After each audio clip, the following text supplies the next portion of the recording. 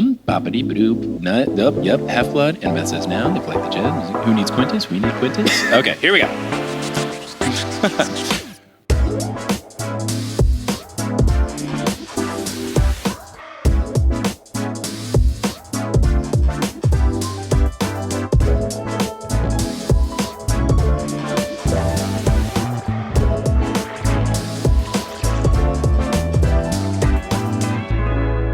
England, United Kingdom, Earth, what is good?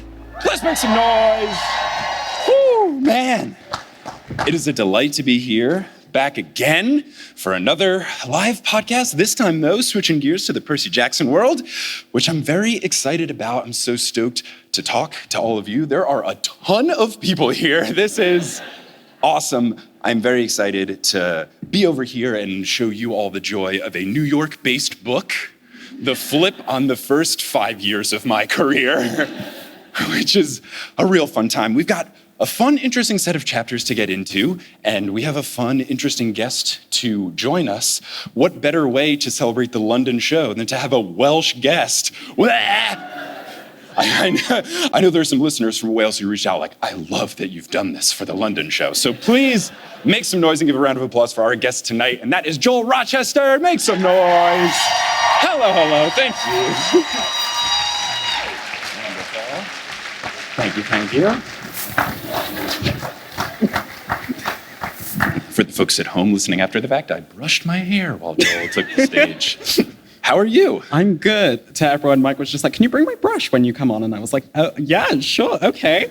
But yeah, I'm feeling good. How are you? I'm feeling very good. I'm excited to talk about these chapters with you. Yes. And I'm also very excited because, as was pointed out earlier on the tour, me carrying a brush now was once just me wanting to make sure I looked good in front of crowds of people. But now, thanks to Rachel Elizabeth Dare, it's a thematic on-book joke.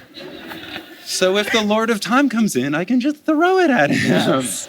So now it all works. So how's your train ride in? Everything good coming into London town from Somerset? Yes. Yeah. Which I totally understand what that is and where it is. Mm-hmm. Yeah. Well versed in all of what is a town and what is not a town and what is a suburb and what isn't a suburb. Yeah. I have an encyclopedic knowledge of how things work over here.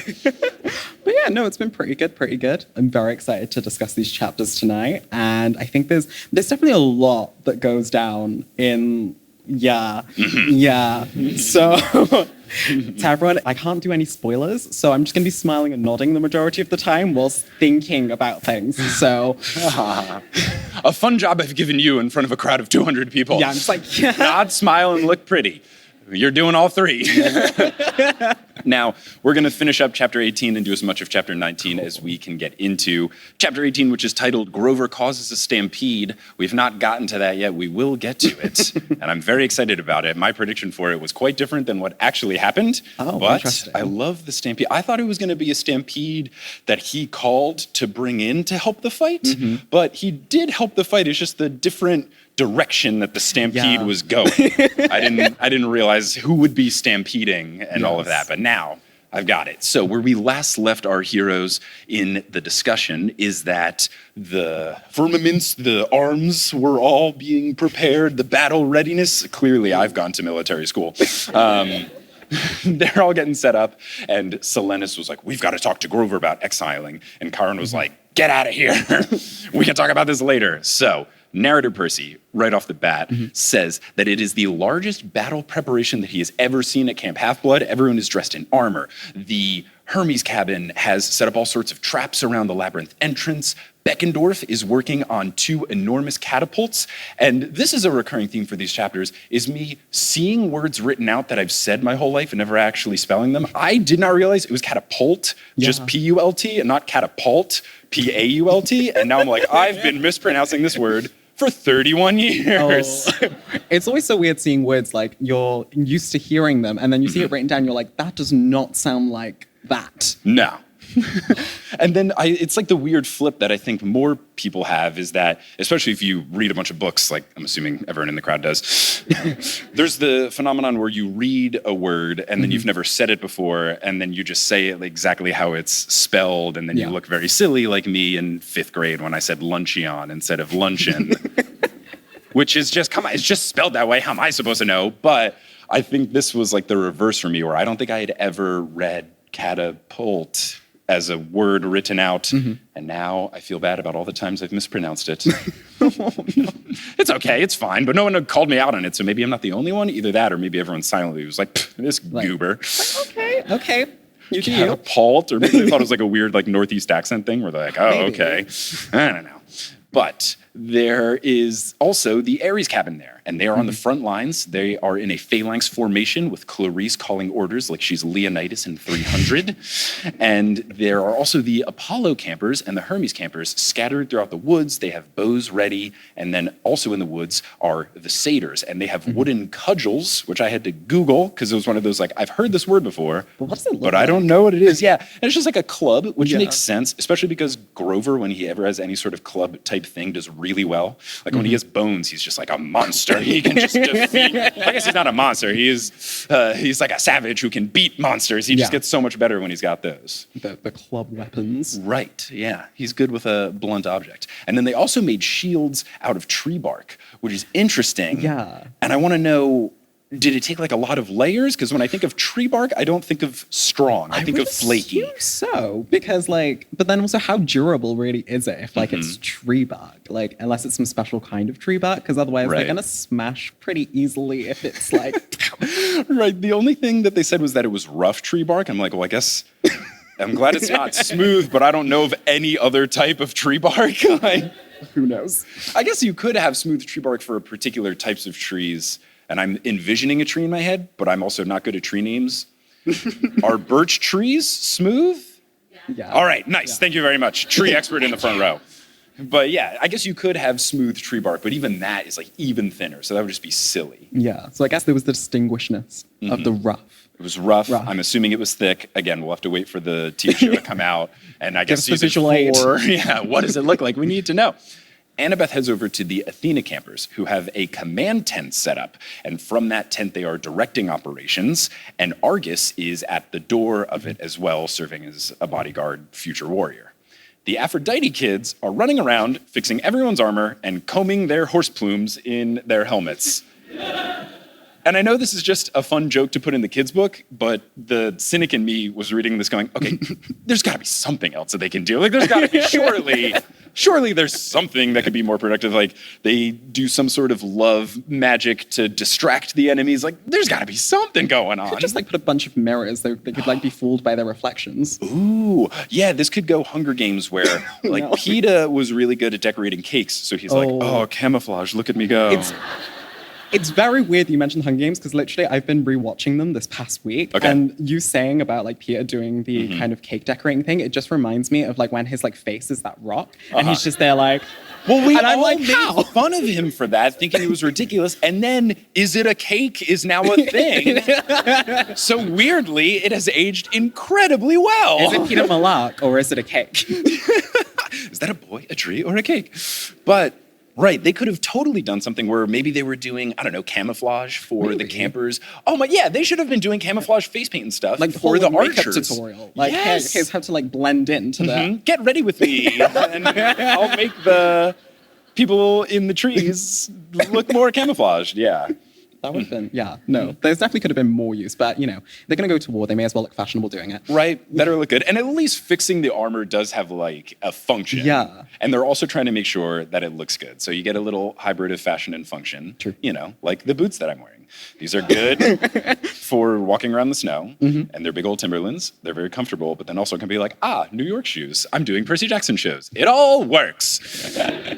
Now, the Dionysus kids are giving people water and juice boxes, and that's when I realized we very rarely hear about campers in the Dionysus cabin. And is it because there are so few of them? They only mention the 2 twin sons. Are there just not a lot of people in the cabin? Me trying to like remember. My thought is that it is yes, because didn't Dionysus, when he was talking about whoever his wife is, was that Ariadne? Is that his? Yeah, so like, did he like choose I'm only going to be with her and I'm not going to, pull the Zeus where I'm like, I'm a tiger and I've had sex with a woman now. I think everyone would just rather not be like Zeus, considering he's basically kind of, he gets around everywhere. Right. So I guess maybe Dionysus is the one rare occasion of where like he kept it, tight with not as many kids. So I guess that's what's going on. But yeah, they have the two of them bringing around juice boxes and water to everyone. Stay hydrated. Yeah, stay hydrated, stay ready. I would imagine they also have like orange slices.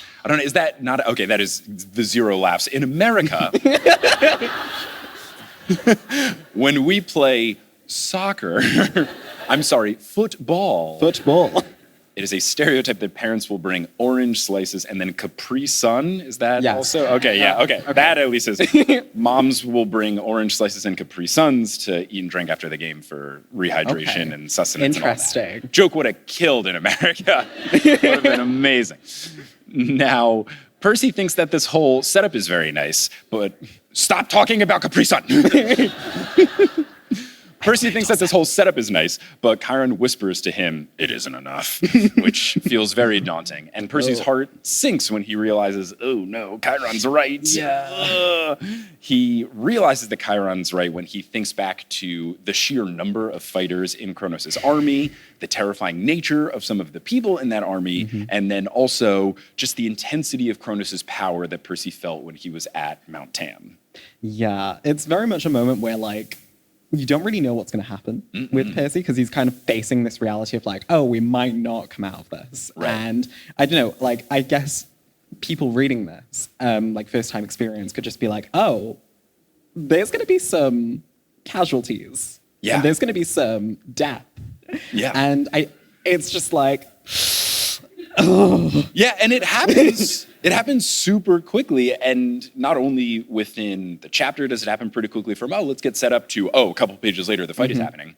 But also, just from my experience with YA stuff, really the only series that I've read all the way through is the Harry Potter books, and you have the big fight at, the 75% mark in book 7. Yeah. So for this to be towards the end of book 4, it's like, oh, this is a big fight, but surely there will be a bigger fight, or at least a more impactful fight. So for the deaths to start happening a little earlier in the series for me was surprising. Yeah, we've had individual people pass like Bianca and Zoe, but as far as the situation where I don't know who's going to go, I don't know how many people are going to go, is it going to be someone important? We don't really get anyone too important lost in this situation.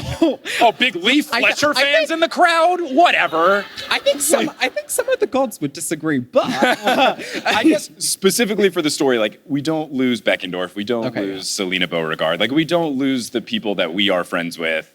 Yeah, it's very interesting because, like, as you said, like death, like we've had death, but it's never really been because of like a big fight. And seeing like how everyone kind of grapples with it afterwards, it's interesting. Yeah, it's certainly interesting. And it just, like you said, first time I was just like, I have no idea what's going to happen. I don't know how quickly this is all going to go. Percy wishes that Mr. D was here, which their growth of friendship from adversary to Percy actively missing him, oh man, big steps, big steps. But he knows that Dionysus being here wouldn't necessarily be of use because the gods never interfere with these mortal matters. And he wonders why that isn't a factor for the Titans. And it's a pretty simple answer. They're the bad guys. The bad guys just do whatever they want. Do what they want. That's why in The Karate Kid, they cheat and they're like, oh, honor. But then the bad guys cheat and stuff. So The Karate Kid's a movie in America where... But Grover is now talking to Juniper, who egg on my face, like, okay, I guess Juniper's just fine after suspecting her as being evil for the whole book. Oh, I still stand by it. It was just very much abruptly thrown with her being like, yeah, here's Grover's new girlfriend we're supposed to care about. And she has this weird thing for Luke. I don't know. I think there was at least some reason. But yeah, she seems, I guess, fine now. Wow. We shall see. Yeah, I guess. It's not yet. Drew's not out yet. Grover's talking to Juniper, and Percy can see her begin to cry as Grover tells her the part of the story with Pan passing away. Chiron instructs Percy to stay with him and to wait for the attack because he wants Percy to go to whatever group needs the most help, the most reinforcements to come in the form of one person, Percy. And that's pretty cool. That is quite a vote of confidence. It's also a lot of pressure for that young boy to be like, okay, you're going to be our reinforcements for all of this. Yeah. whoever is having a hard time, you need to save them. Yeah. Go. Wait with me here. This is also another thing where I, for some reason, always thought it was vode of confidence, not vote of confidence. Vode is not a word, but I've always kind of said it with a D. And then when I typed it in my notes, I was like, oh, right. All right, cool. Percy tells Chiron about the Kronos-Luke possession thing, and Chiron correctly guesses that Luke would have had golden eyes when Kronos was taken over his body. And then he also talks about the time morphing thing, saying basically exactly what Percy experienced with time feeling like it's going liquid. Percy confirms, and then he asks how Kronos could overtake a human body. Chiron says he doesn't know, which, all right, cool. He's like, I'm not Wikipedia. Look, stop asking. Yeah, how am I supposed to know, Percy? But he continues saying that the gods have taken the form of mortals for ages, but merging the form of a godlike form and a human form is a whole nother story. And he would have expected Luke to just turn into ashes when this happened. So the fact that he is still intact is very surprising to Chiron. Then Percy relays that he knew and heard that Luke's body had been prepared, and though Chiron doesn't know what that means and he doesn't even want to think about what went into that preparation, he hopes that in a weird way it might actually weaken Kronos' power. He says, quote, for a time at least, he is confined to a human form. It binds him together. Hopefully, it also restricts him. And I felt good about that until I remembered that he did include the phrase, for a time at least. Yeah. Terrifying. Yeah. Yeah. I figure you can't say anything to give it away, but... Nothing I can say will make you feel better. Right, yeah. It just made me realize, oh, right, there is a time where this is just the temporary form and he will become full-fledged Kronos and not Kronos inside of Luke. And it just keeps happening, especially with these chapters. This book is so Kingdom Heartsy, it hurts. Like, it is so following the ending of the first Kingdom Hearts game where you have Ansem possessing Riku, who literally was your friend turned rival, and then he gets possessed by an evil god, and then you have to fight your possessed friend, and then later the evil god possessing him leaves the body, whose eyes change to the color gold, and then after that, you have to fight like the big god, just Ansem. So I would imagine there's probably going to be a part later where later on they're just going to have to fight straight up Kronos. And I need to see exactly when this book was written, when Kingdom Hearts came out, because they were both in the mid-2000s. And I don't know who was comparing notes with each other, but the similarities started as like, this is kind of like Kingdom Hearts. And I was like, this is Kingdom Hearts. And I recommend, I know I've turned a lot of people onto Hades, the video game, but like if you have a whole lot of time on your hands and you like Disney and Wikipedia-ing what the plot is, Kingdom Hearts is a great series to play. If you like YouTube explainer videos about weird plots of Final Fantasy-esque games, Kingdom Hearts, right up your alley. I don't remember playing Kingdom Hearts, but I do love like those YouTube deep dives into like plots of video game series. So the only thing I remember about Kingdom Hearts is like keys. Yes. Like you have a key blade. Yeah. So you have a, here's another thing. You have a sword that's like a key that can go into a smaller form. And then also, if you drop it, it comes back to you. Okay, interesting. The similarities are endless. Interesting. Yeah, it's very, very interesting. And the Kingdom Hearts game is the combination of Disney and Final Fantasy. So like there's the Disney crossover. There's a lot. There's a lot of opportunities. I'm hearing a lot of Disney. There is a lot of Disney. And look, if they make a Kingdom Hearts like Percy Jackson crossover game, baby, like it would be great. It'd be super cool. Hit me up, Disney. I'll be a consultant. Baby money. So Percy asks if Kronos will be leading this attack. And Chiron says he doesn't think so. He would feel Kronos' presence if that was the case. So he doesn't think that that's what's going to happen. He thinks that that was the plan, but he believes that Percy, and then specifically he says, and your friend Nico, son of Hades, inconvenienced Kronos by bringing his throne down atop him. And Percy goes, yeah, my bad. I probably should have told you. Oopsie. And Chiron says that he understands why he hid the information, but he emphasizes that if they are to survive this war, they need to trust each other. And I couldn't agree more. Oh, no, definitely. Like, you know, you're all in this together. Keeping things from one another isn't gonna help anyone. They need to listen to the immortal words of Troy Bolton. We're all in this together. No. Oh, you guys get High School Musical over here. Okay. Nice. Good. Oh, now I'm just thinking they'll have like a musical episode of the like Percy Jackson television series where like they're all just going to be doing "We're All in This Together" in Camp Half-Blood. Yeah. And I both love it and hate it at the same time. That is where High School Musical operates. Oh. Love it and hate it. It's perfect and terrible. Disney. Let's go. So after saying this, the ground then trembles. Clarice yells, "Lock shields," and the army bursts through Zeus's fist, and the battle is on. The first thing that Percy sees is a dozen Laestrygonians. They emerge, and they are equipped with shields made out of flattened cars and clubs made out of tree trunks with rusty nails sticking out of them. And I know they're the bad guys, but that's rad as hell. But imagine getting stabbed by a rusty nail. That's like death right there. Yeah, I hope everyone has their tetanus shots. Like, be prepared for this. Also, those have to be really big nails. I'm assuming these are spikes of railroad things going through. Because if you just had a tree with like nails, like that's not Well, going to it's be kind of like standing on like a Lego brick. Oh, that would be the most terrifying thing. They had clubs with Lego bricks all. The Dracani came out and scattered Legos across the floor. Oh, no! Boom, trap. Yeah, gosh, that could be, maybe the Hermes cabin could do that. They just run around dropping off a bunch of Legos things. Yes. They step on it and poof into dust. They are defeated by a fallen Lego. So they come out, and that is quite the start. And speaking of quite the start, one giant just goes out and with one swing knocks out the entire Ares cabin phalanx, which feels like a bad phalanx. One swing? Come on, I expected more out of you.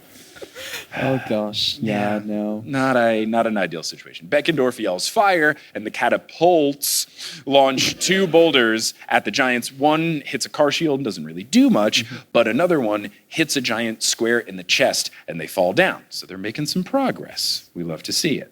Now, the archers fire a wave of arrows, and though a bunch of them stick into the armor that the giants are wearing, a bunch find their way through the gaps in the armor, and a couple of the giants poof away. So again, slow but steady progress. We're doing a little bit better. Now, just as the threat of giants seems to have been neutralized, wave number 2 begins, and that is 30 to 40 Dracani, and my brain is completely broken by the internet, because once it said 30 to 40, I was like, feral hogs?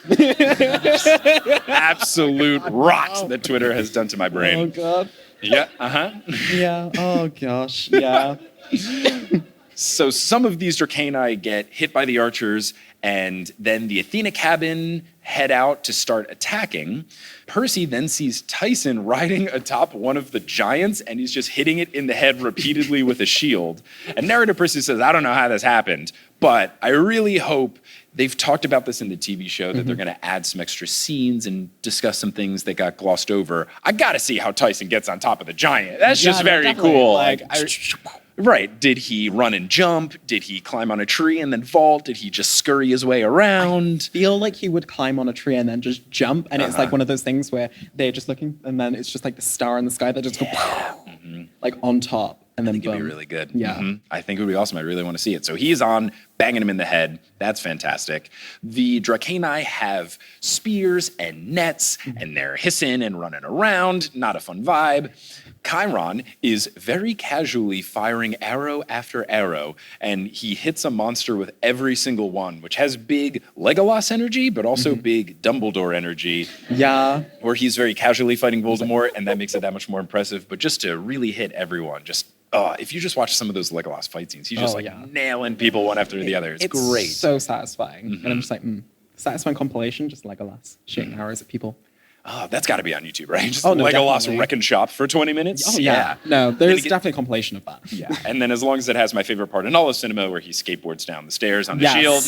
Yes. So good. It's so good. It's so good. It's so good. And then there is a hellhound, which narrator Percy is very quick to point out, not Mrs. O'Leary. A hellhound enters the fray and heads directly for the satyrs. Chiron tells Percy to go, so he wields Riptide and rushes in to defend the satyrs. Percy, as he is running through, sees one of Dionysus' sons get absolutely wrecked by a half-blood in the evil army, so not a great sight. And then there's another warrior in Kronos' army who sets a tree ablaze with some flaming arrows, causing the archers and the dryads to be in a bit of a panic.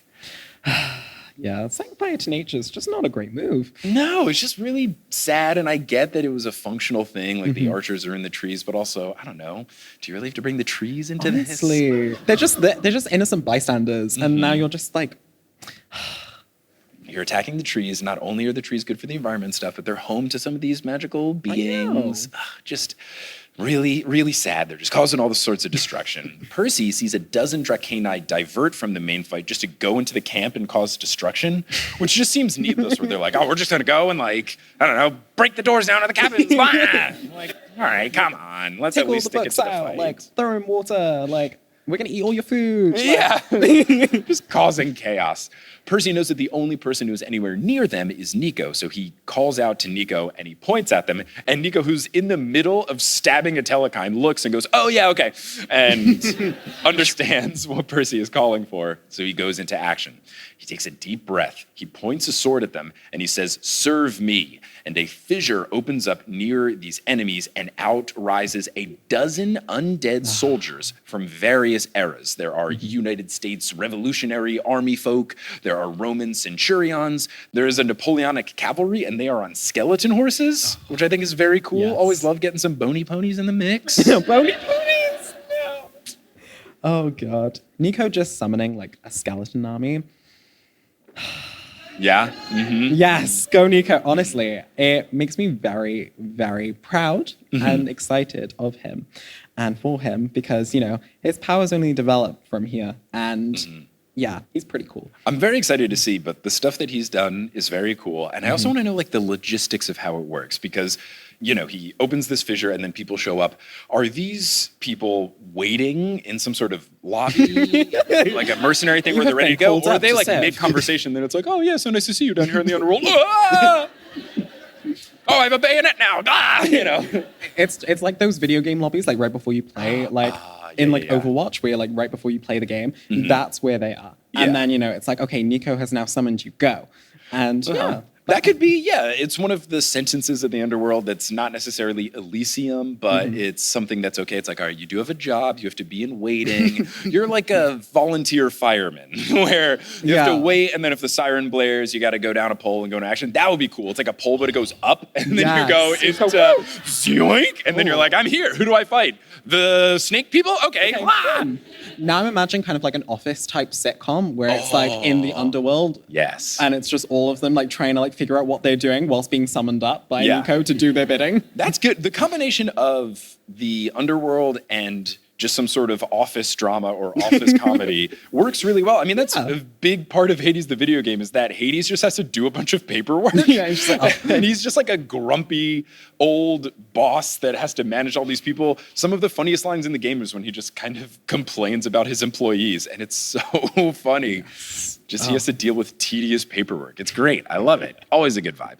So these fighters that emerge attack the Dracani, and Nico just falls to his knees. Percy wants to make sure that he's okay, but he does not have the time to do so. So he instead just goes to where this new hellhound is, and that hellhound has begun attacking the satyrs. And I think it gets one, but the way that narrator Percy is narrating this fight, he's very vague, and he's saying things like, they went down, or the enemy got them. And as I was reading this, I was like, are they dead? Are they knocked out? Is it like a Marvel movie where you just kind of hope they're knocked out, but you're like, that person just fell down 5 flights of stairs. Captain America super killed a guy. Yeah, true. I think from like Percy's perspective, I think it's kind of like he can't really tell if someone's dead or not because, you know, he is like a child. Yeah, true. And he is like trying to like hope that everyone's alive. So I guess it's that kind of optimism where he's like, okay, they're down, but hopefully they're not dead. Yeah, he got stabbed really big, like, but he's bleeding. Maybe he'll walk it off. Yeah.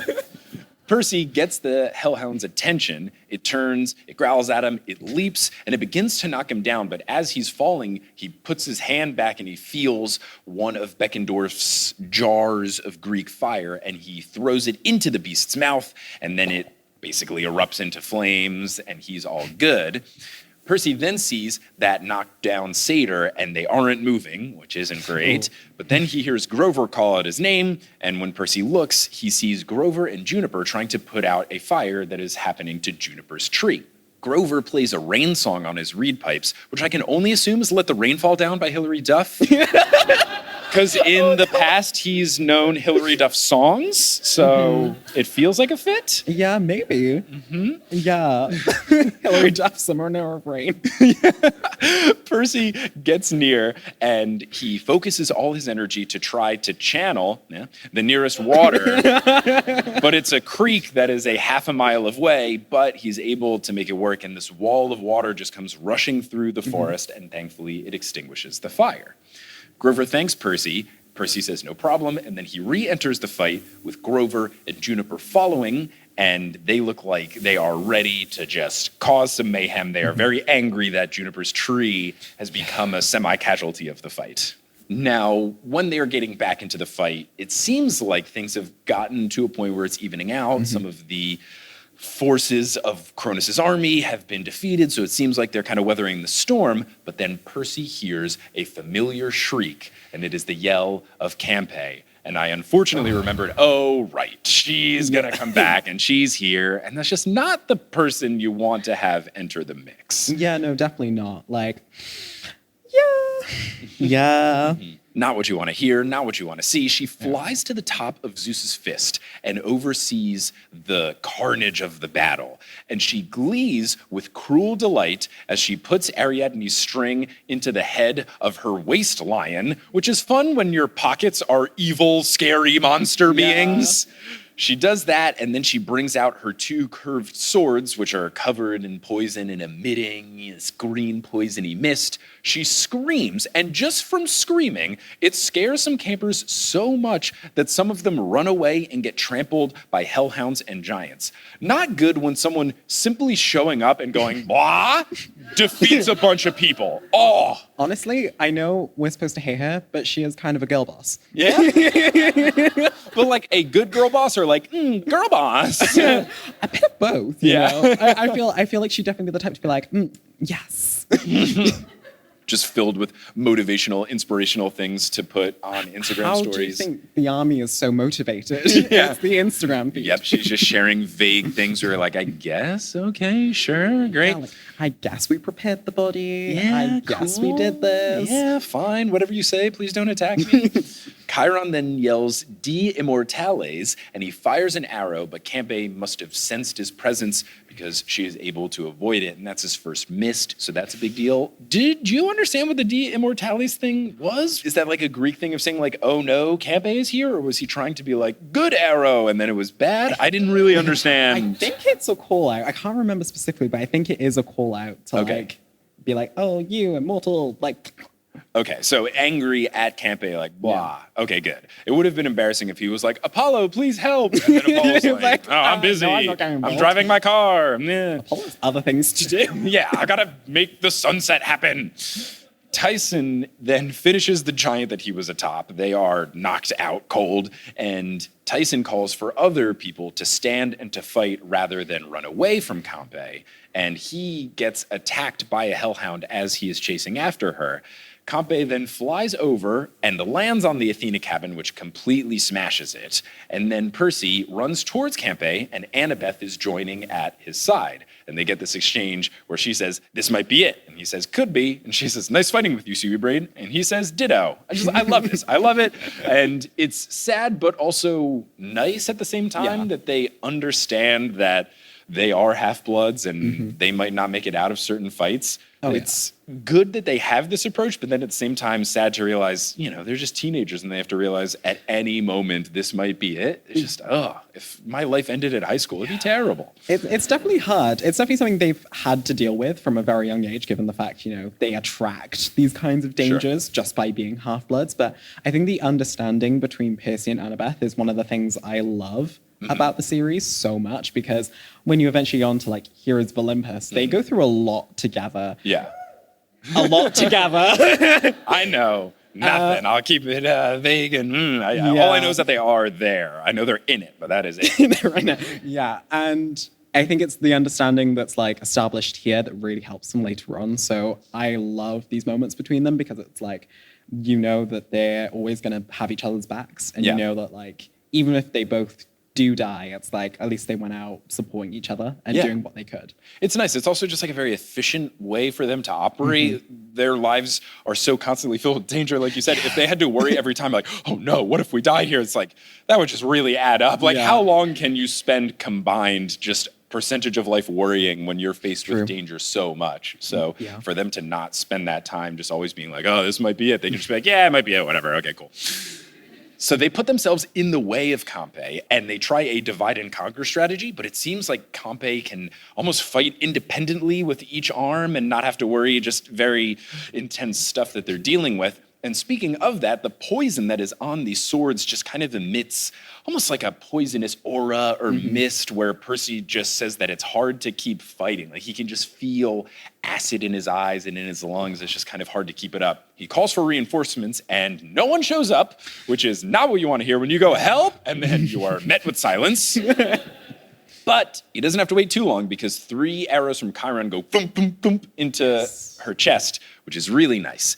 Annabeth then says, now, her and Percy begin to attack, and they get really close to getting in there to try to get some swipes on her chest, but her waist bear lashes out at them, and they must avoid. And it's just really effective. When your utility belt is giant beasts, you're a pretty tough opponent to deal with. Resourceful, you know? Yeah. I also imagine Chiron, when he like manages to hit Campe, he's like, ha, got you that time. Right, yeah. Gives a little fist pump like, let's go, finally. They then just get absolutely whacked by Campe, and she holds them down with her legs. Snakes are hissing around them. She raises her swords, but then Percy hears a roar from behind and sees something dark slam into Campe. And thankfully, this time, it's a hellhound, and it is Mrs. O'Leary, which we love to see. Who needs Quintus? I wrote in my notes. And then the next line, I wrote, oh, maybe we do.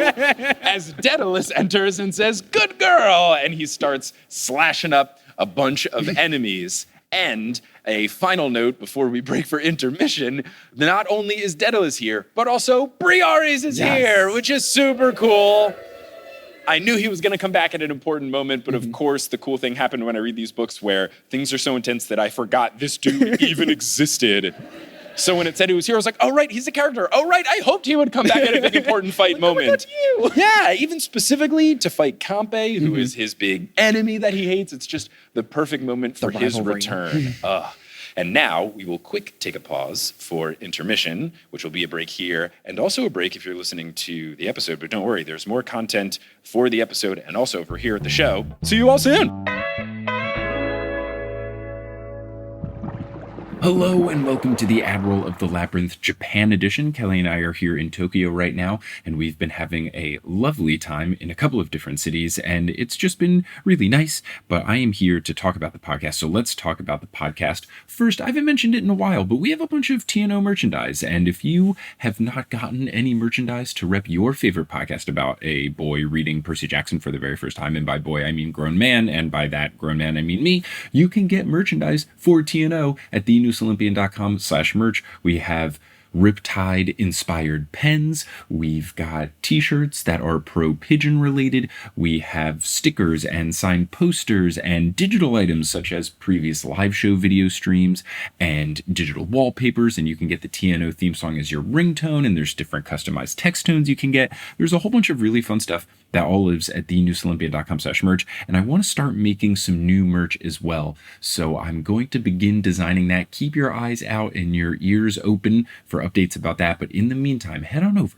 and get some TNO merch for yourself. Now, speaking of heading on over to stuff, another reminder that the first batch of North American live shows for TNO, aka North America, are live. We're coming to Seattle, Vancouver, Cleveland, Detroit, and Toronto. There are also future shows coming beyond that. Tickets aren't live for those just yet, such as Chicago and Milwaukee and Washington, D.C. and Philadelphia and New York. Not all of those are confirmed, but they're looking pretty promising. But those first 5 cities are live, and you can get tickets to them at thenewsolympian.com/live. I'd also like to thank all of the folks who are supporting the show on Patreon. If you go to thenewsolympian.com/Patreon, you can support TNO, and you can help me and my very strange financial situation by giving me a bit of a stability that doesn't have to deal with the ups and downs of advertising and live shows and all that sorts of stuff. I really appreciate all the folks who do support on Patreon, and I want to give a shout out to the folks who have joined the team most recently. So shout out out to biggest Tyson fan who recently upgraded to the Ultra God tier status.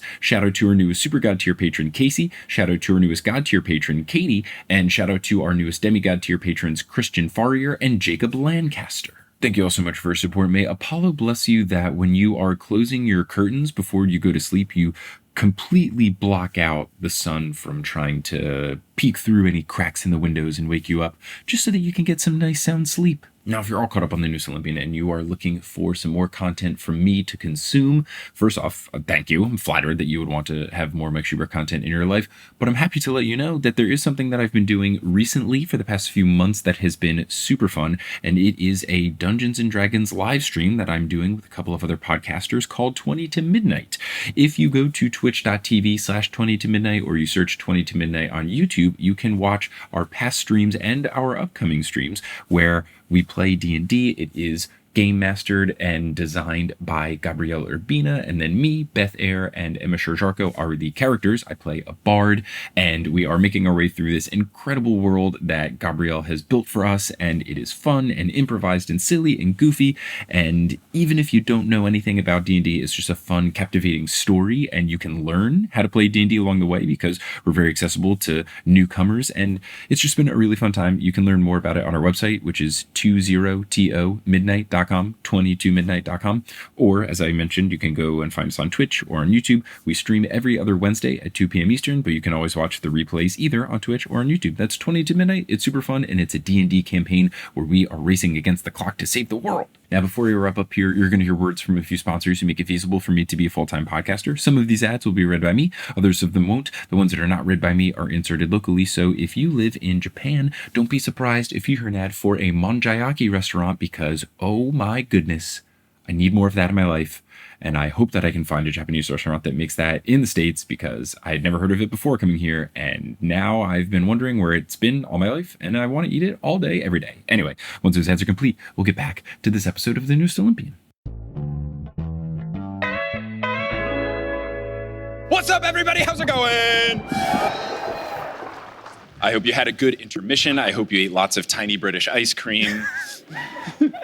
I'll take that woo as a yes. We will continue our discussion of the book, and then we will get into Q&A. Briaris enters. Tyson is incredibly hyped, and Briari says, "Hail, little brother, stand firm," which is really sweet. Not only is he back, but he's saying nice, cute things to Tyson. You absolutely love to see it. Oh, yeah, no, definitely. It's so nice. Mrs. O'Leary leaps out of the way as Briaris chucks a whole bunch of boulders at Campe, which is a smart decision from Briaris. And narrator Percy says, quote, "There were so many, it looked like half the earth had learned to fly," which is... Uncle Rick is a very good writer, and there's just these turns of phrase that I would never think of in a million years. And it's not like this is necessarily profound or anything, but it's just, what a cool way to explain that. It just feels like you can literally imagine it in your brain where it's just like a lot of just the ground is just up in the sky. Yeah. And it's like, oh. It's super cool. So Campe gets vanquished, the campers cheer, the Dracani yell for the evil army to attack lest they be killed by Kronos, and narrator Percy says, apparently that threat was more terrifying than we were. I like that he gets offended. It's like, we're very scary. Come on. He continues, the giants surged forward in a last desperate attempt. Now, one of these warriors surprises Chiron with a strike to his hind legs that causes him to fall. 6 giants then get very excited and approach him. I did find it fun that throughout this fight, things either happen in dozens or half dozens. Yeah. It's always a dozen this, 6 this. I was waiting for like a baker's dozen of someone to arise.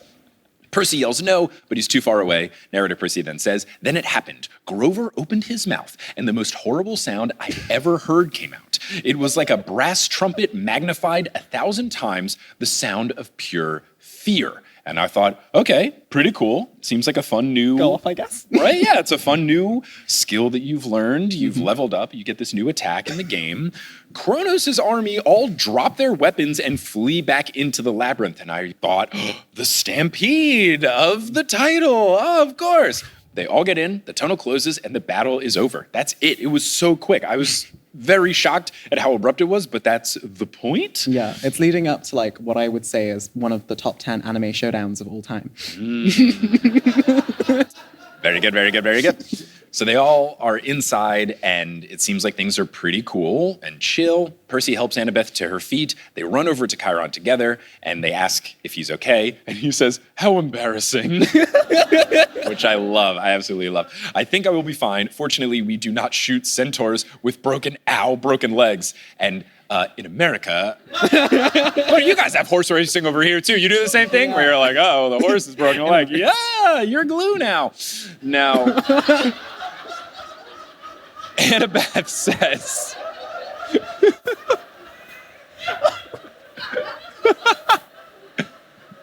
I'm glad you like that joke.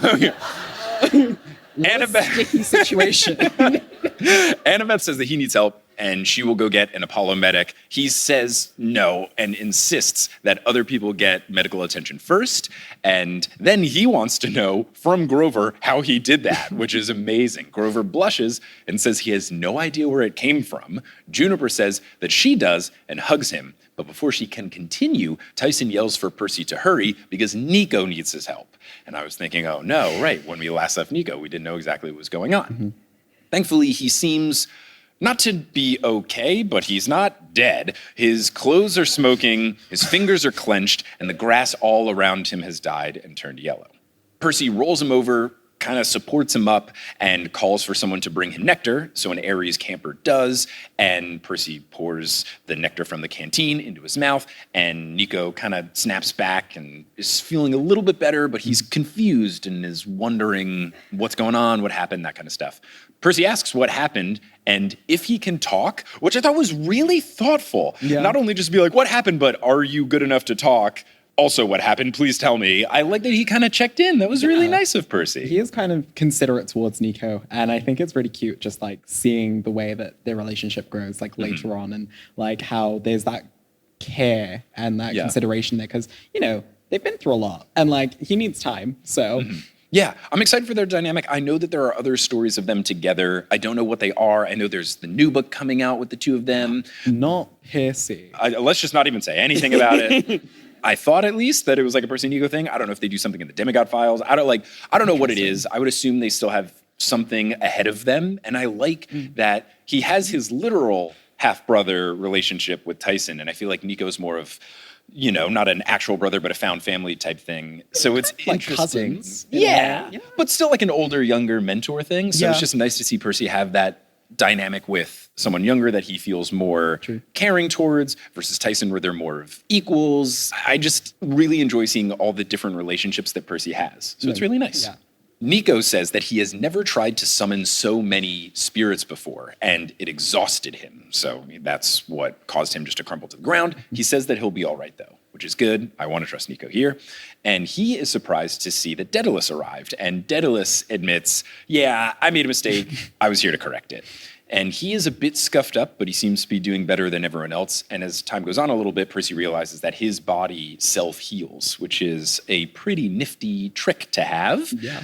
He says that he found Briares in the maze, who was in a similar situation of regretting past decisions and wanted to help, but Briares was lost, so they sort of teamed up and then left together. And I think that's pretty cool. Oh, yeah. That's a fun way for them to be in a similar situation and go through together. Support one another. Be like, okay, we both want to do better, so let's just do it together. Yes, it's really nice.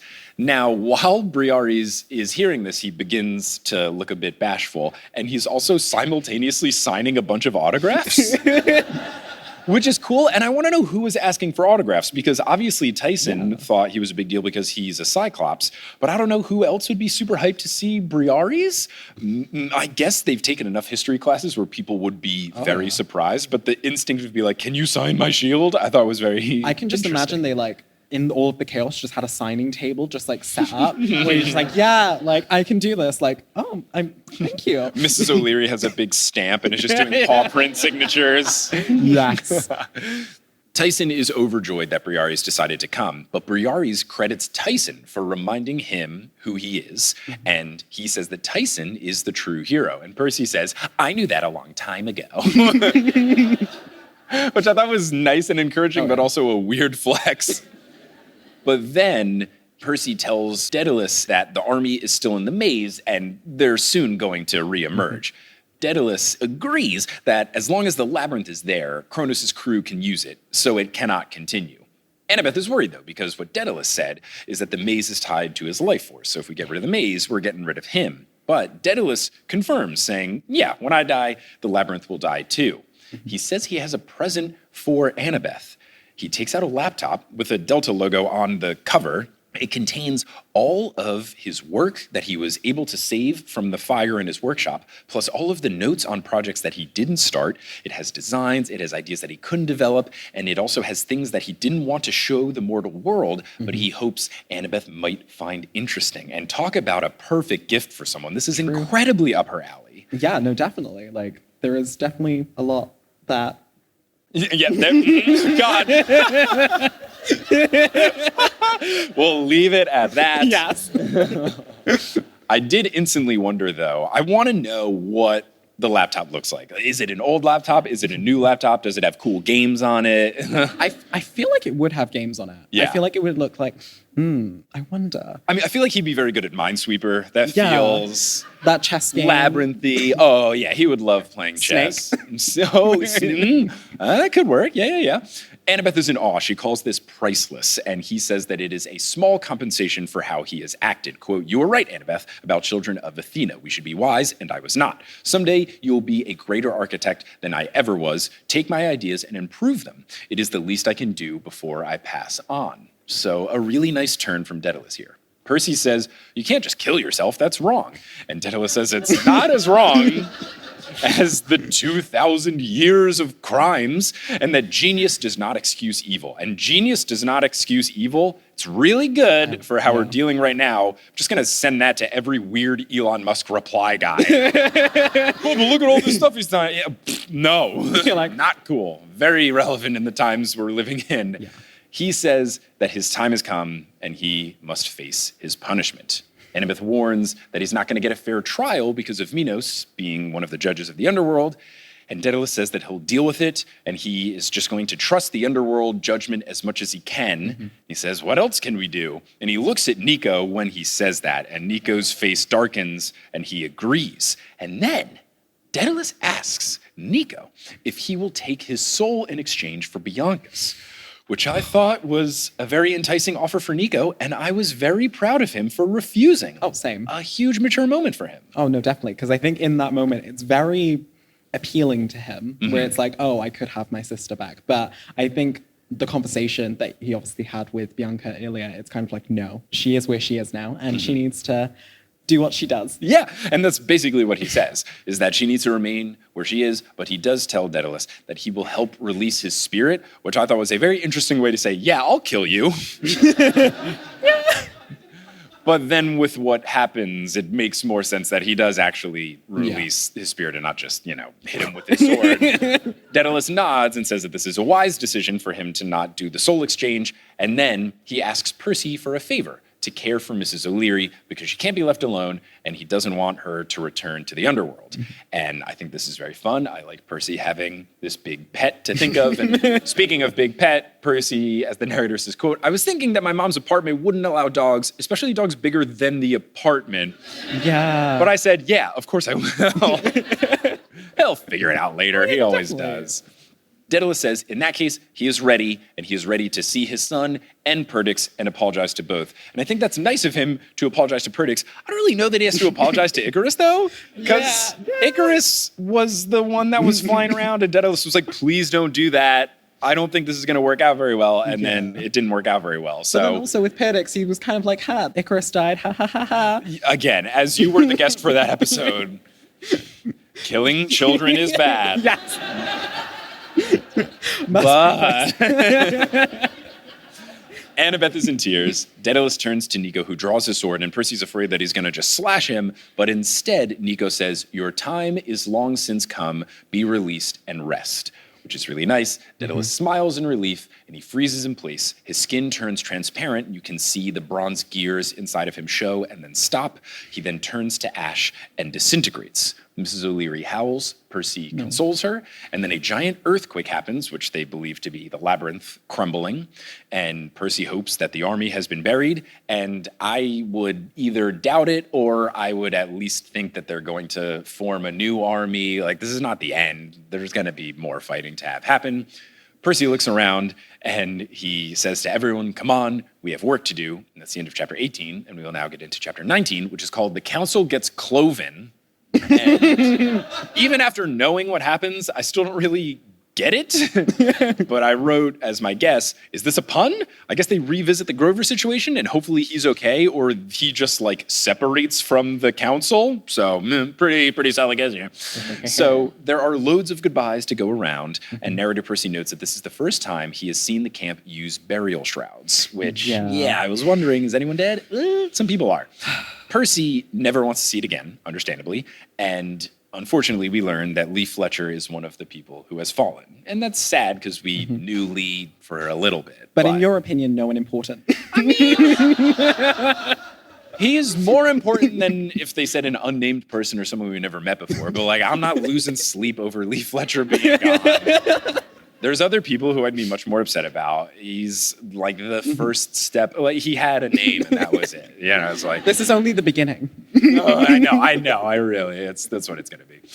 Now, also one of the fallen fighters is one of Dionysus' sons, whose name we learn is Castor.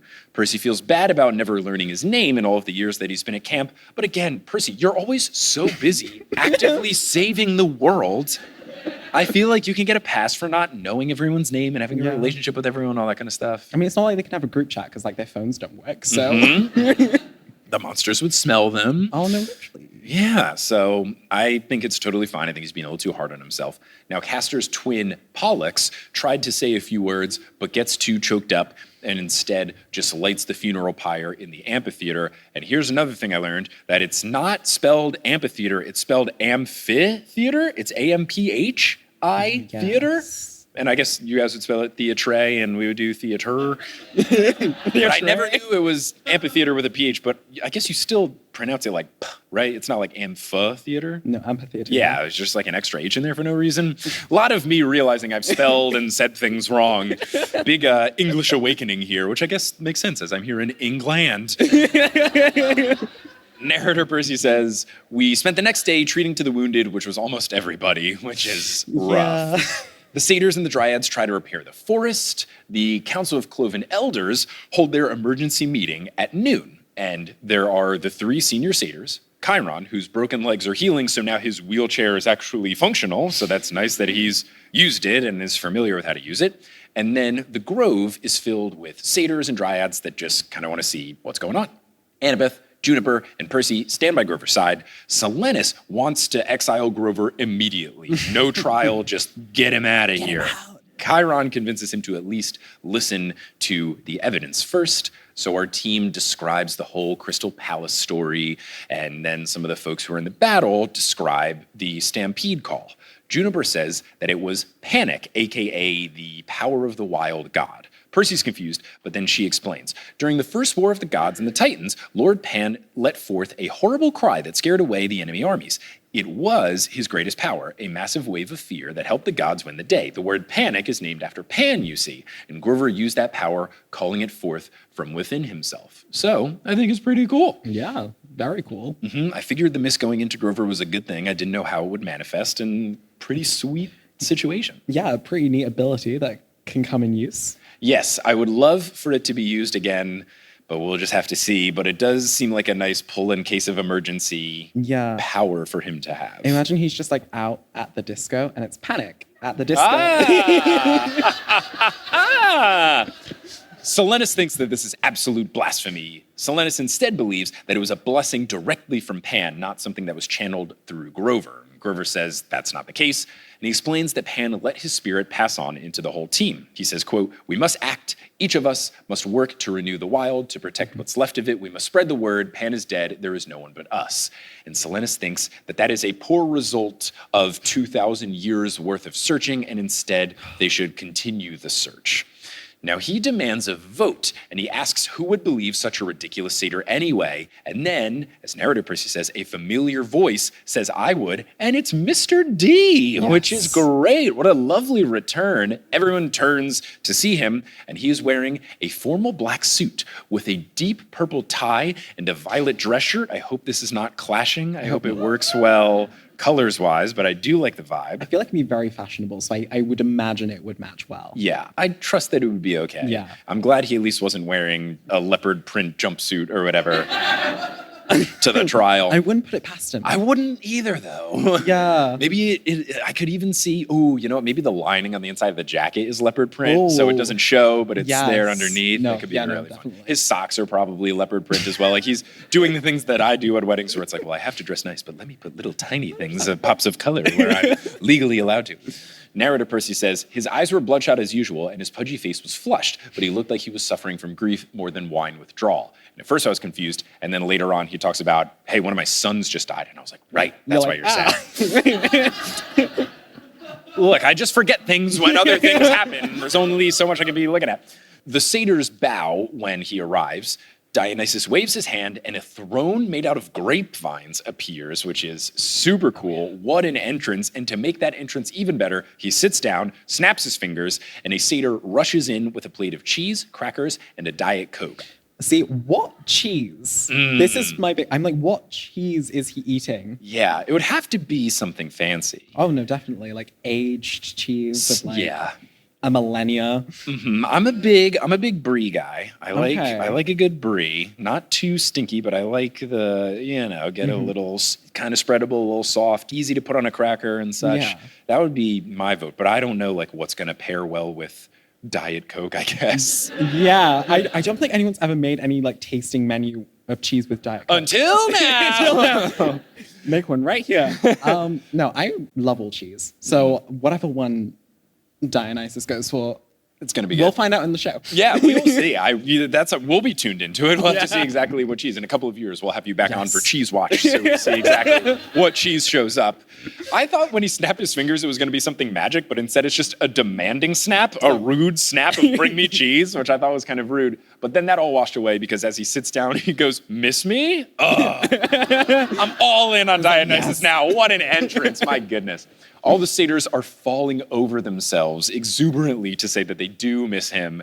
And he says, well, I don't miss this place. And he says he comes bearing bad news. The minor gods are flipping to the evil sides. So Morpheus, Hecate, Janus, and Nemesis are all flipping. He says some others might. He specifically says Zeus knows how many more, which I wrote as, well, that could either be literal, where Zeus knows how many more, or if you're doing a fun Greek twist on the phrase of God knows how many more, it could mean the exact opposite.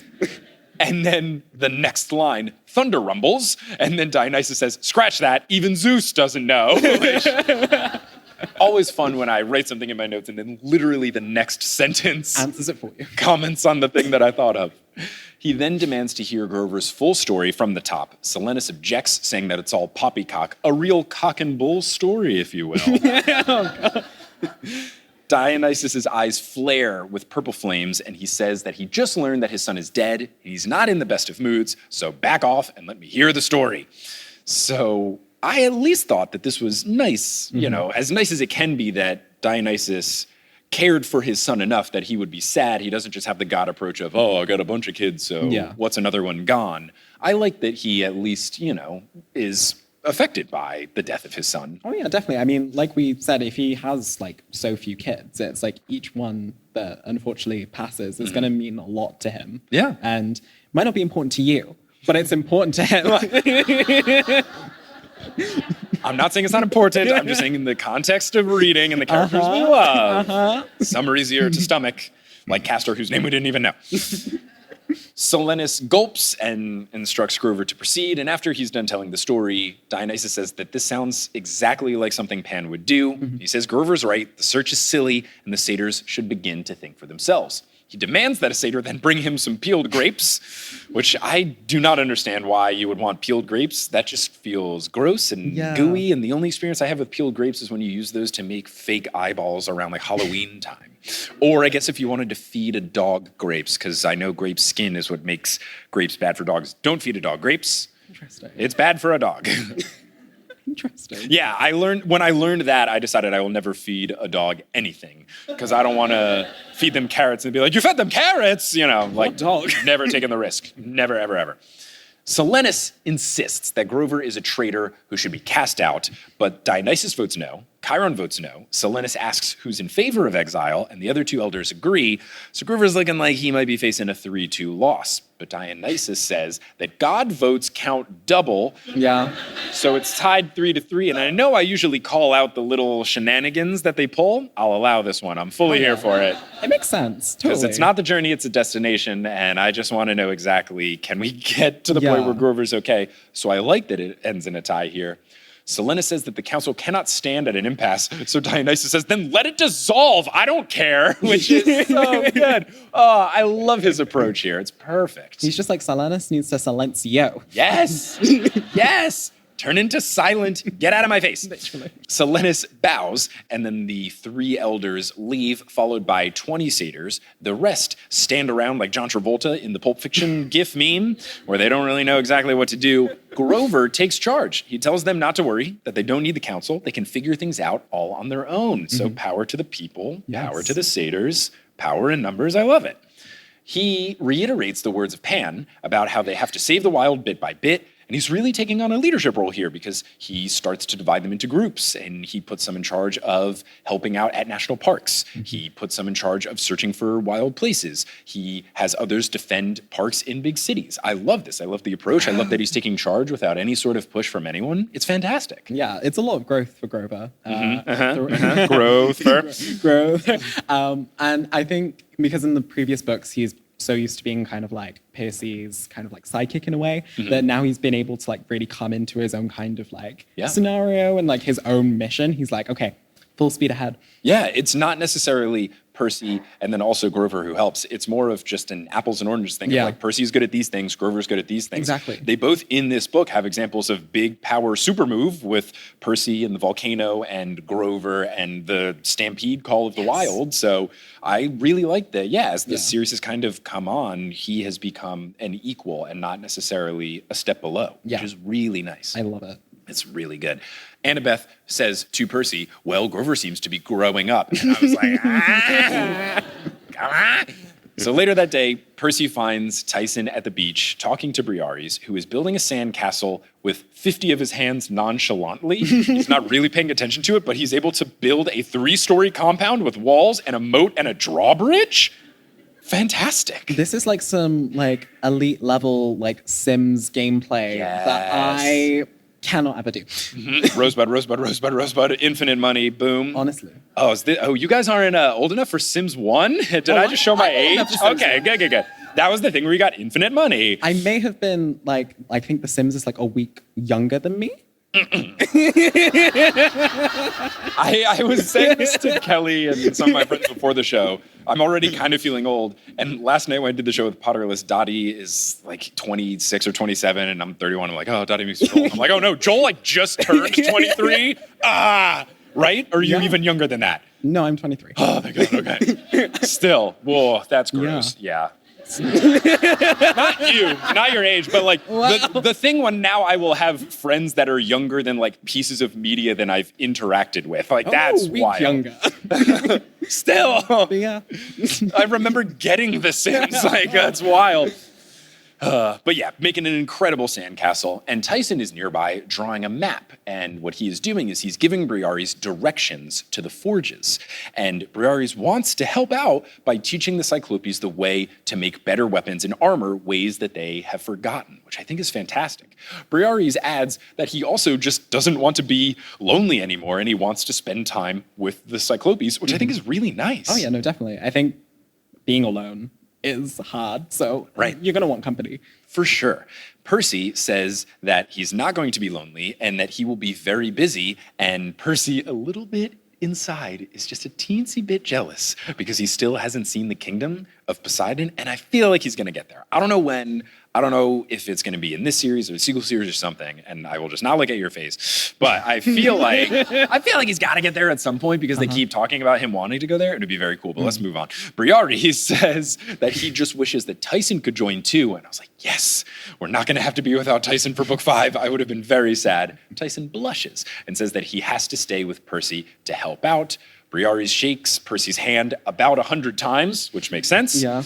And he says that they will meet again, and I feel like they would. It would remind me of, I'll keep it vague to not spoil anything, but there's some pieces of media where if you make some friends along the way in role-playing type games or something, they then come for the final battle. Yeah. And I feel like that could be a cool thing where it's just like maybe if there is some big final battle, we have a who's who of like, oh yeah, you were friends with them in book 1 and you were friends with them in book 3. And it's like all the folks that we recall all coming in very Avengers Like a walk down style. memory lane. Yeah, like, right, they're here. I think that could be very fun. And if Briares showed up ready to punch 100 fists in someone's face, that could be cool. Yeah. He then gives Tyson a big octopus hug and he goes into the ocean. Percy tells Tyson that he really helped Briares a lot, and Tyson says, all I did was talk to him, but Percy corrects Tyson, saying that he believed in Briares, and without Briares, they wouldn't have been able to defeat Campe. Tyson smiles and says he throws good rocks. And Percy laughs and agrees and then says, all right, we should go grab dinner. And that is where we're going to end this discussion of the books. But we're going to get into Q&A, which you'll get here live, and if you're listening after the fact. So after a quick break on the podcast, you can hear the Q&A, but here, you don't have to wait at all. Let's get into Q&A. Hey, this is Mike, just popping in real quick to say that before we move on to the Q&A, we're going to do another little ad break just because it's such a long episode, but I am happy to relay that Sherry made a very funny joke and sent it over to me in the edit, and I wanted to pass that all along to you. In the episode, I wondered what kind of laptop Daedalus would have, and Sherry said that he would have a Dell laptop because he's Daedalus. Perfect pun, no notes. This is why Sherry is the editor and an editor extraordinaire of TNO. So you're going to hear a couple of those ads, some read by me, some are locally inserted. And once those ads are complete, we'll get into the Q&A and close out this episode of the newest Olympian.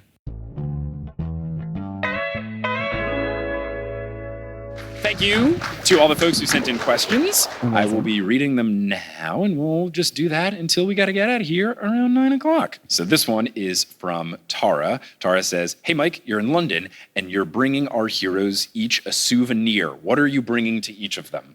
So if we're going to bring back souvenirs, I haven't really seen touristy shops here yet, so I don't know what's the equivalent of like an I Heart NY shirt. There is definitely like, Sticker Rock, whoever said that, I think. Those are definitely ones. There's a bunch of like magnet shops about. Okay, where you can just get like London. Classic. In varying designs. Oh, but what would each of the characters want? That's like, I think for Nico specifically, because he's my favorite, I would definitely try and find some kind of like figurine. Yeah. Like Mythomagic, like Magic the Gathering kind of Right, that could be style. fun. Like a figurine that he would want. Annabeth, maybe like one of those little architectural things that you could have, like either a magnet of like a building, like a Big Ben or something like that. True. You could get like one of those like Lego sets of like, yeah. I don't know, like Big Ben or like one of the paintings or something. I think that would be pretty cool to see like Annabeth put together. Percy. Percy would be tricky. I mean, honestly, Percy, you could just get him like something from one of the football clubs or something. I feel like you could go with like a classic like scarf from whatever team feels like you would root for. I know there's a lot, and I don't want to like start any rivalries if I name one. They're like, not that one. They're the mean people. I'm trying to think if there's like anything blue.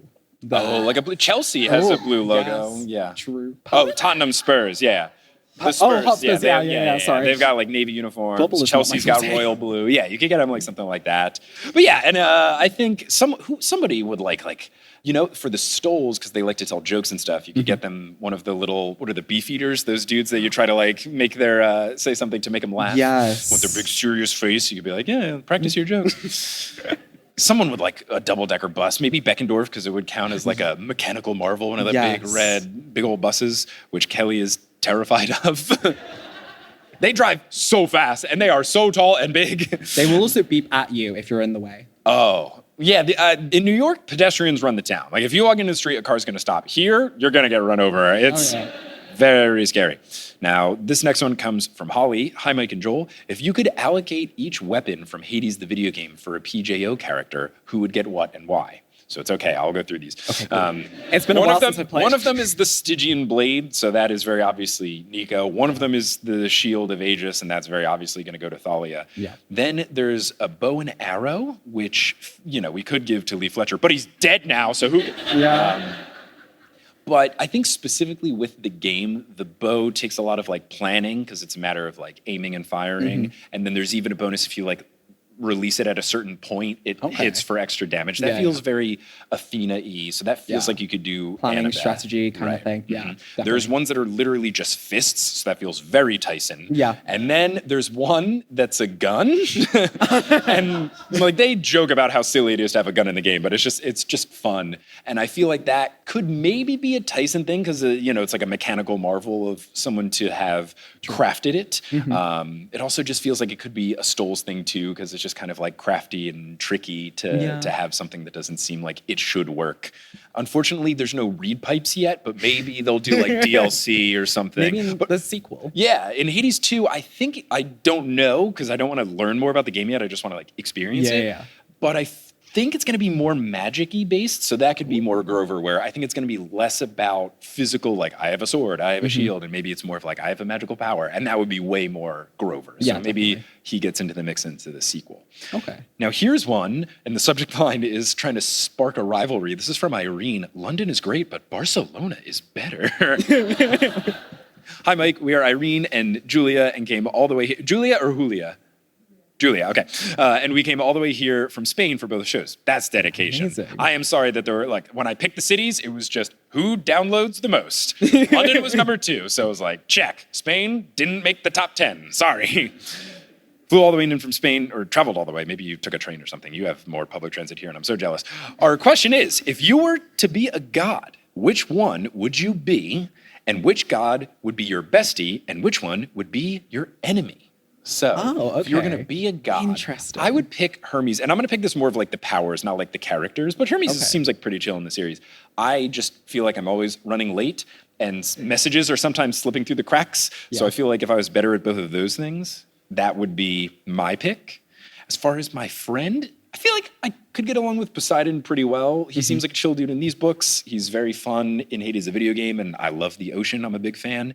Enemy, I feel like maybe Aphrodite, just because like being so obsessed with appearances as the boy who has a hairbrush on stage to make sure he looks pretty.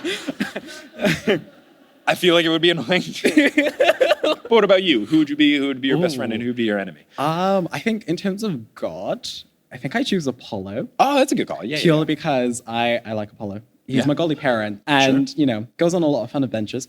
In terms of who I would be friends with, that's a tough one because it's like there are so many cool like gods. Right. It depends on where I'd want to hang. Yeah. Because I'm like, the underworld doesn't really seem like a great place to hang out. Seems like a lot of place where there's a lot of screaming, a lot of like torture. Yeah. Not really my thing. Not my vibe. So, I think I'd go with you with Poseidon. Like, I think an underwater kingdom would be fairly fun. Artemis would also be fun. Cool camping, hiking, and she's very nice. I mean, but then it's like hanging with your sibling. Yeah.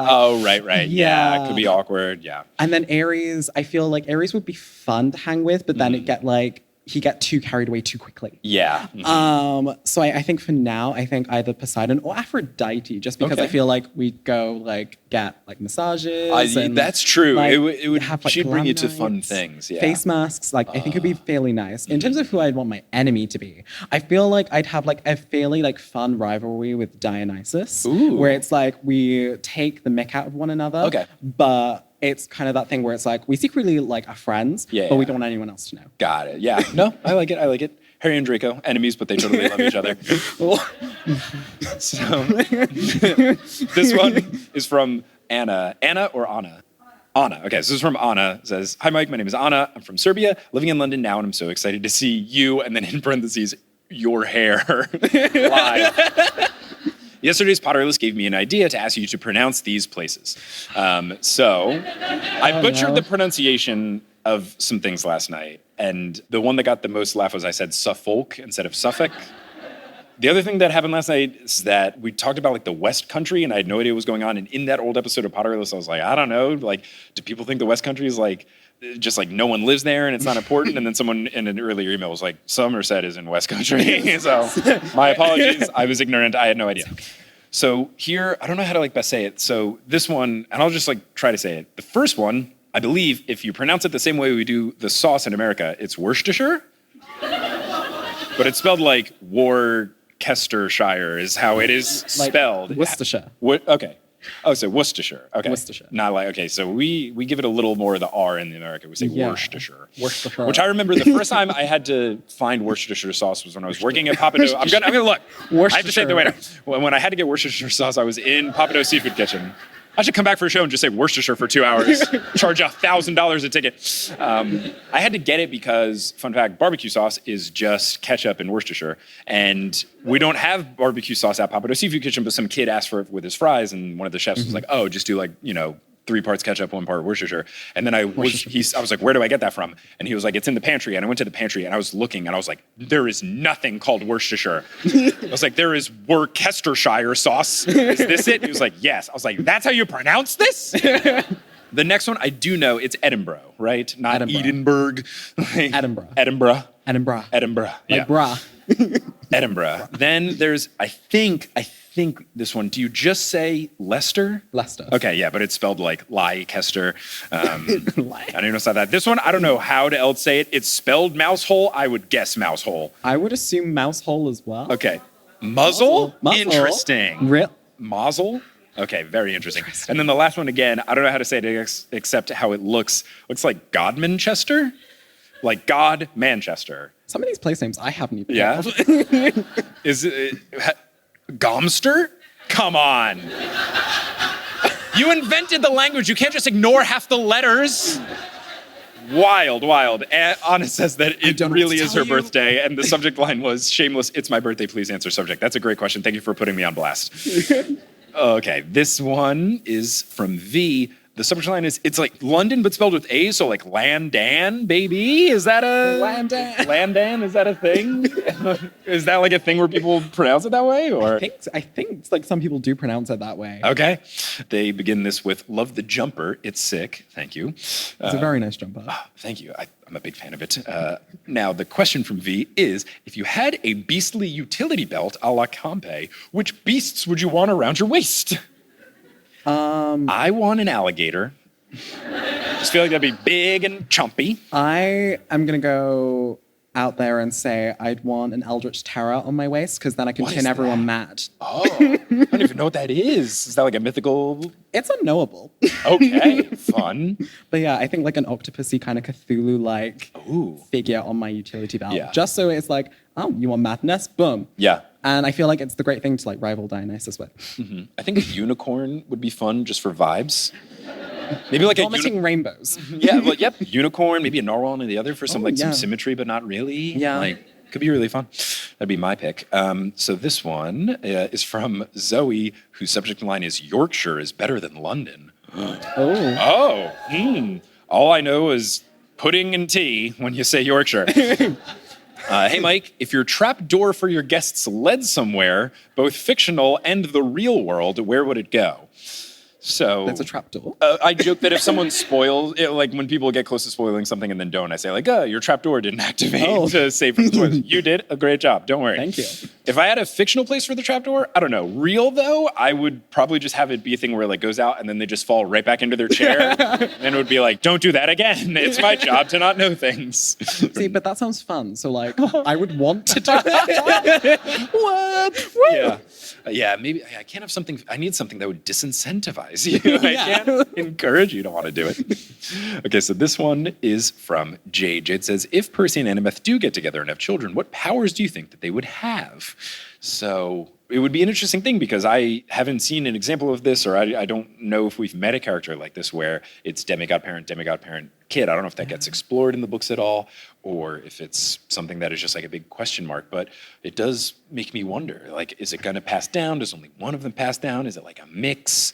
I'm trying to remember if there's ever been an example. I don't think so far. I'm scratching my brain and I can't think of anyone. Yeah, no one's really saying anything in the crowd, so I don't think so. So let's just not, just in case it's spoiler territory. But I feel like it would depend on the child and like if they gravitate more toward, because I guess one of the gods has to claim them. Yeah, so that's what I would think, is I think it would be one of them is more like it, where, you know, if sometimes you'll have like one kid who's very sporty and one kid who's very artsy or something, or someone's good at this subject in school and one's good at that subject at school. So maybe it would be like that where, they take after their dad or they take after their mom. I mean, and then, they have ADHD, so they're basically going to be gifted, like, trying to do everything at once. So it's like, it'll be interesting to see. I think it's definitely something that could be explored, but I don't know what avenue that would take. Yeah, I think it'll be very interesting. I'll have to see if it comes up or whatever, if it ever does get explored in the series. But it's certainly an interesting thing. It would also be fun if they maybe like showed some qualities of each growing up, but then eventually kind of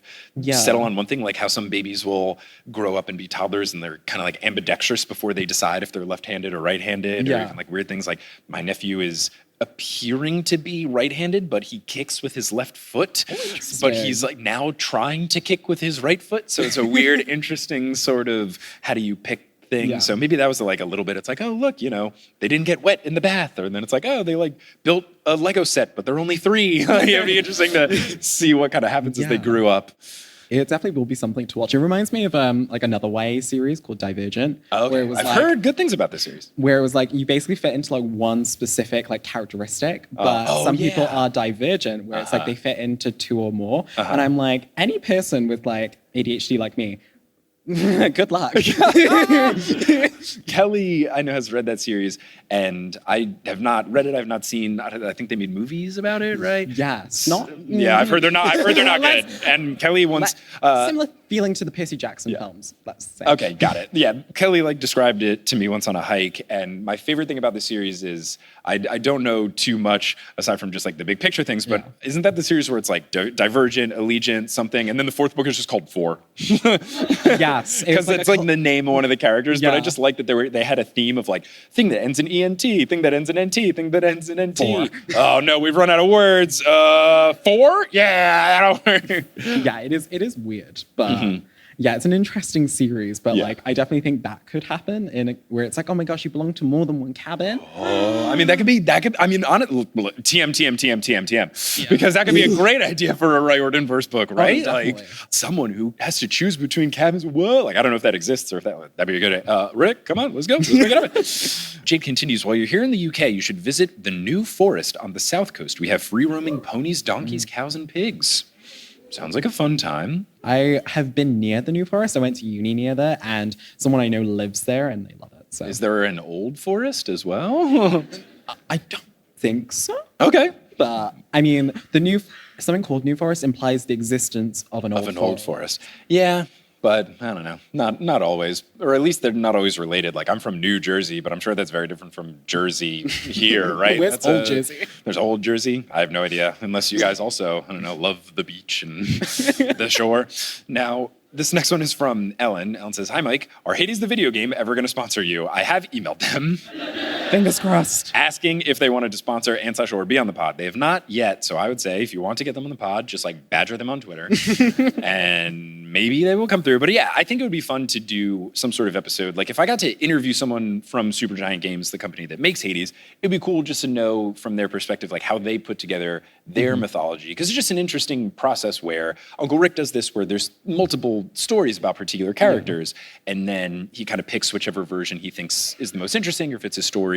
They kind of did that with Hades, and they picked a character, Zagreus, who was like a son of Hades that isn't really known about, so it kind of gave them free reign to do their own thing and not feel like they had to honor something. So I think that's pretty cool. And then they even did specific things where like the reason I say Demeter and pronounce it that way is they found that it's rare to pronounce Demeter that way, but their interpretation of Demeter is very different than like classic Demeter. So they're like, well, if we're doing a different spin on her, let's use this rare pronunciation. So like clearly they put a bunch of thought into it, and it would be really fun just to talk to them about it. Oh, definitely. Like mythology is such like an interesting topic because like you said, there are different takes on it and there are different like versions of it, and there's never one version that's like the correct version. Yes. And so it's interesting to see different people's like perspectives, which one they think, which one they believe in. Right.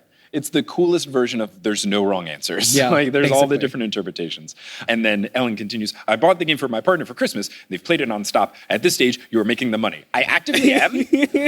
And I think that's why they're not sponsoring, because they're like, why would we pay him to talk about it? He's going to talk about it anyway. And that's true, because it's so good. So this one is from, okay, I'm going to try, is it Kaomi? O'Shea? I'm so sorry if I butchered it. How do I say it? Okay. Quiva? Okay, but you spell it Caoimhe? Like, I'm not gonna argue with your ancestors. So Quiva asks, if you could only ask Rick Riordan one question, what question would you ask? You want to come on the pod? Is what I would ask. Okay. I think you would. This one is from, is it Esme? Let's go! Esme says, hi, with 5 exclamation points. I have a very important pro-pigeon podcast question. Oh, okay, cool. In your Potterless-TNO world tour so far, how would you rate the pigeons in each place? I would love to know. So far I've only been to Dublin and London. I will say Dublin pigeons were huge. Like very plump bellies, so they appear to be very well fed, which makes sense because like if you're going out to pubs and you're, walking around, it seems like a very common like walk to a pub, walk home, like grab some late night food sort of thing. Like very much like maybe you don't finish it and you toss the food aside, or you're like, pigeon, have a fry. Or what do you call it? What are they, chips here? Have a chip. They were very well fed. London, I have not seen a ton yet, but I think they looked a bit more like slender. I will say they seem to be like a bit more out of the way. Interesting. So I'll have to get more of a read, but they seemed like less. In New York, they're more like in your face and all around. The London ones I've seen are kind of like keeping their distance, and they're like either, at least in my experience so far, when I was walking around, none's like come close to walking into me. They're scouting the area. They're watching. Are they like judgmental? They're like, like scoping it out. They're praying. Oh, interesting. They continue, how do London pigeons compare to New York ones? So I would say New York ones are definitely more like, they're not abrasive. They're just like not afraid of you. Like when a car comes by, they'll just like walk away. You've visited New York. So what was your perspective to see the pigeons over there? The first time I saw a pigeon in New York, I was like, oh my God, they have pigeons here? Oh, it's like our thing. It's like the official animal of the city. I was like, okay, wow. And then I was just like, oh yeah, they do like to walk wherever they want. And I was just like, oh, okay. But it's like not in a bad way. Like No. they're not like annoying like seagulls or something where they're squawking at you and trying to steal your food. Pigeons, at least, they're just kind of like, they're just doing their own thing. And that's why I love them. The funniest thing was that my high school was near kind of like port town, so seagulls would like invade our schoolyard. So anyone who wanted to have lunch on the schoolyard would be faced with like 5-10 seagulls just like watching, waiting for you to let go of your lunch, because they would literally swoop down in 2 seconds and take it. Oh my goodness, yeah. I'm very anti-seagull. I'm very pro-pigeon. And I cannot think of a better way to end the show. So we will close it out here. Let's give it up for Joel for being such an incredible guest this evening. Give it up for yourselves for coming out. Because without you, none of this would happen. Big shout out to Kelly and my buddy Steven, who helped her out at the merch table. So huge. Thank them so much. Please give it up for them for helping out. And then also for the entire team. The entire team here at the Marley Boone Theater has been so helpful and so nice, from hospitality to tech to sound front house. Like, everyone has been fantastic. So please give a shout out to them as well. Now, I usually do this. I left my phone backstage and I was like, oh, I don't need my phone. And then I forgot that I usually take a video of me saying the end thing. So I'm going to test the quality of the wirelessness of the microphone as I stay backstage, and I'll continue to talk. But no, I'm really appreciative that you all came to the show. And this is very cool. Like, doing the show in London in general is awesome. Just a while to have started a podcast and a book and do a new scary thing, and just to be able to like go across the pond to do a live show is absolutely wild. So thank you all so much for coming out. This is very cool. I'm not gonna be able to like hang out after the show, meet and greet, like just I gotta like get packing and going. We gotta get out of here, and I'm trying to be a little like COVID cautious and all that, but you can still like get merch back there afterwards and all that good stuff. But we'll close out the show, until I come back to do another show, which I gotta do, because you've all been lovely, and I'm gonna definitely come back for more. Until then, I'll Percy you later. Thanks for coming out, everybody. Thank you so much for listening to this episode of The Newest Olympian. This podcast is created, hosted, and produced by me, Mike Schubert. I also run the social media and the website. Our editor is Sherry Guo. The music is by Bettina Campamanes and Brandon Grugel, and the art is by Jessica E. Boyd. If you love the show, you're all caught up on the show, and you just can't get enough, you should check out our Patreon, where you can get access to loads of bonus content, bonus episodes, bloopers, director's commentary, monthly Q&A live streams. All sorts of good stuff lives at thenewestolympian.com/Patreon. And if you want to rep the show, you can get some merch at thenewestolympian.com/merch. If you want to be part of a larger community, You can join the Patreon, get access to our Discord, but you can also check us out on social media. We're at Newest Olympian on Twitter, Instagram, and Facebook. We have a subreddit, reddit.com/r/the Newest Olympian. We even have a TikTok account that Sherry runs. It's at Newest Olympian. Lots of good stuff on social media. This show wouldn't be possible without our patrons, and I want to give a shout out to our Ultra God tier patrons: Lotta Bartova, Kelsey Gillespie, The Damn Steam Nuggets, Vicky Garcia, Ellie Hoskovchova, Veronica Bartova, Haley Hastings, Robin Garcia, Frida Vikstrom, Megan Moon, Olivia Y, Craig McRoberts, Taylor Payne, Giselle Salvador, Peter Johnson the Twin, Sabrina Balsiger, Boney Pony, Heather McMillan, Casey Williams, Polly Burge, Nikki Harris, Tatiana Schmidt, Sandra Rose, Bridget Lowry, Josh Sayer, Josh Wilkie, Abby Ryan, Wise Girl, Ashton Gabrielson, Marco Redhouse, Falcon Joey, James Christopher William Boucher, Caden Mack, Sam Reeby, Carly Allen, Riley Kiedis, Mary Kelly, Audra, Mackenzie, Mrs. O'Leary, Aaron Wood, Rodith Kalna, Milo Kim, Fred Cabras, Harlan Christ, CC Reeds 23, Sandkoff, Julia Kendall, Emil Oscar Thomason, Liz Cardigan, Michelle Spurgeon, Zachary Hamilton, Sarah Neal, Ricky, Francesca Pacheco, John Drillsma, Demigod Nurse, Rayla Matthews, Riley Draken, Luna Kadoon, Sky Mallory, Elizabeth Obermiller, Aiden Parziani, and Biggest Tyson Fan. If you want to help out the show in a non-monetary way, tell a friend about the show. That really helps a ton. Reach out to someone directly and say, hey, you love Percy Jackson, or hey, you've been looking for an excuse to read Percy Jackson. There's this podcast. It's very good. The host is very humble. You could also talk about us on social media or leave us a rating and review on whatever podcast app you're using. All these things help, and I really appreciate all of you who have done that or will do it in the future. But I'm just so thankful that you tuned into this episode, and I hope you tune into our next episode where we finish up Book 4. We finish Chapter 19, and we do all of Chapter 20 with special guest Stephen Parra live from Amsterdam. But until then, I'll pursue you later.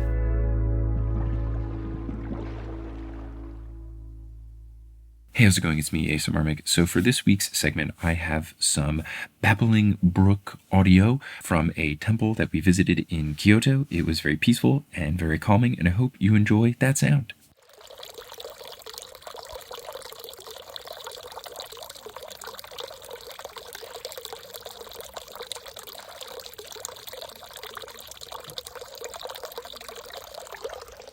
Thank you so much for listening.